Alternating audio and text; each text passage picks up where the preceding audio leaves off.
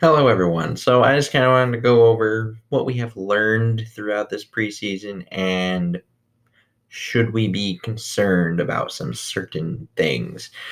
Because I think when I say should we be concerned, I think we all know what I'm talking about if you watched the game yesterday, which is, the ever so wonderful passing performance of Kirk Cousins, who went 313 yesterday. And how concerned should we be? I don't think we should overreact to literally one half of a preseason game. It's a game that doesn't matter in the first place, and it's still very early. Obviously it's a new system. Thielen wasn't out there, and for what it's worth, Zim did say at his little press conference after the game was had that receivers were running the wrong routes. One of those screens, he said he was supposed to go to the inside. He went to the outside, threw off the timing. There were things like that. Obviously, he didn't play a good game in general despite these things. And one thing I learned was apparently his uncle did die before the game happened. So whether or not this affected his play, I do not know. But it's kind of a human nature thing that could have been a thing that affected him. And if that was the reason, I think I'm willing to give him definitely a mulligan for this. If that was the thing that was greatly affecting his brain, if he couldn't fully lock in to a preseason game because he had a loved one die hours before the game. So there are things like that. And BB, I think, had a pretty rough day himself just because he was mentioned with one of the receivers running a wrong route, and then he had a pretty clear drop on a third down. So there's that. But what I do think we kind of learned throughout this preseason now is I think we now have confirmation of how much this blocking scheme and this running scheme is going to help a one Dalvin Cook. Even though it was only 2-3 runs, because I know there's a holding, and obviously he had an 85-yarder. So I know it was a small sample size, but I think we kind of saw what the plan was. You're going to get the whole line shifting one way or the other, east-west, all zone running schemes, and then you get the cutback lanes open with his vision, his explosiveness, and the way he can cut that back. It is deadly. So I think we kind of get the confirmations. As long as he's healthy, he should be able to thrive in this kind of offense. And I think we also learned that number 3 receiver spot is still wide open. And I think we kind of know that now just because we got an extended look at some of these receivers because Thielen wasn't in the game at all. And no one really provided confidence, should I say. I like old BC Johnson, but he's still probably like a number 4 or number 5 type. I think BB's kind of in the same role, although probably more number 4 than number 5. And everyone else is kind of there. So I do think that's still wide open. I also do think that receiver is not on the current roster. So I do, when there's cut days, when the cut day happens and they reduce down to 53, I would assume they bring in a receiver, especially since it looks like Treadwell's on his way out being showcased.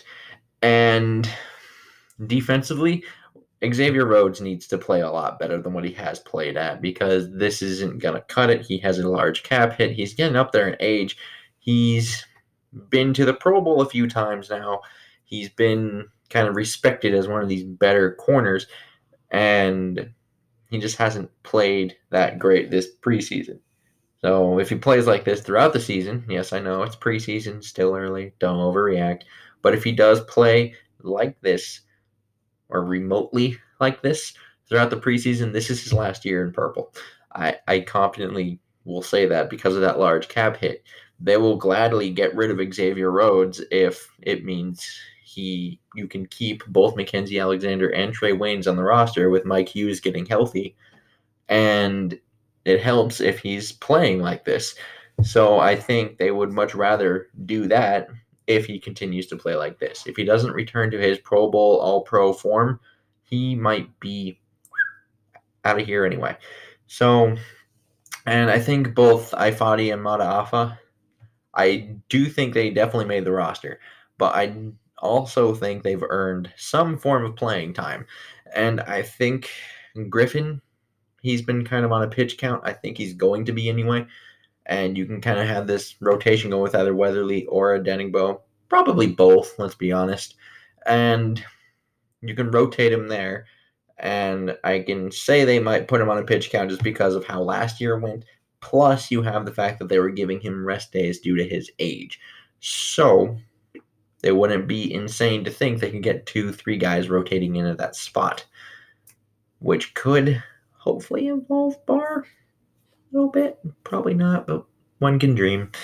And Mataafa, I think, can help replace Sheldon Richardson on those passing downs. When you come to the interior pass rush, they can either take Linval or Shamar off, whichever one they feel helps less, I guess. And because they're both mainly run defenders. So if you want to take them both off, I might be okay with that. Maybe you get all of them on the field between, Griffin, Ifadi, Weatherly, and Hunter. And then you have Barr as a linebacker and a nickel package. And then you got a good thing going. So, but I would expect him to kind of be our interior pass rusher. I think we've seen more from him than we have Jalen Holmes, but I would expect Jalen Holmes to be the next guy up if he were to go down. And my last point, just the overall general, what have we learned from preseason point, is the special teams. Vedvik is a punter, and I know some people are not going to like that because we traded a 5th-round draft pick for what I believe is now a punter. But I think we know how Zim works. He's not going to want a kicker, a first-year kicker that's already missed twice in the preseason. I think in his head, he's probably already got the lights flashing, thinking, well, what's going to happen if we need a field goal? We're down by 2 and there's only like 5 seconds left, and he needs to hit a 46-yard field goal. He's like, he was missing in the preseason. What happens when he misses then? Or when he has to just kick then? He's already assuming the worst, I think. So I feel like he's probably a punter now, just because of one preseason game. But at the same time, I think that helps him being a defensive guy. He views that monster of a leg he has probably as just a weapon to flip the field.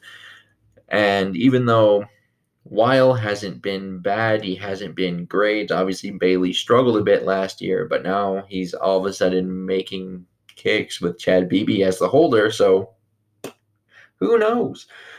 This could be an actual thing where maybe the kicking game isn't as bad as normal.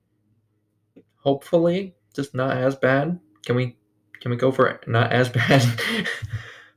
But yeah, it's kind of my little thing there. Like know what you guys think down below, and until next time, I bid y'all adieu.